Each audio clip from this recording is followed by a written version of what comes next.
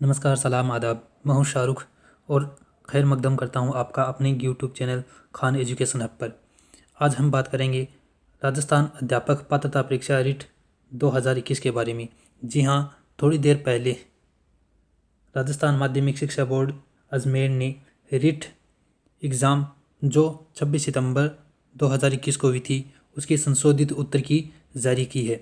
जी हाँ, थोड़ी देर पहले दिनांक 26 सितंबर 2021 को संपन्न रिट परीक्षा 2021 की पूर्व में दिनांक 2 नवंबर 2021 को जो की जारी की गई थी उसका संशोधित रूप अभी जारी कर दिया गया।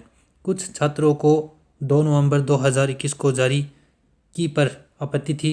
उन्होंने कोर्ट का दरवाज़ा खटखटाया और आरबीएससी ने उसके बाद नई संशोधित उत्तर की जारी कर दी है।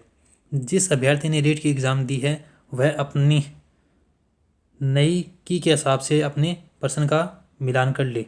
और साथ में यह भी कहा है कि पात्र अभ्यर्थियों के प्रमाण पत्र भी शीघ्र जारी कर दिए जाएंगे और रिजल्ट भी दोबारा आएगा।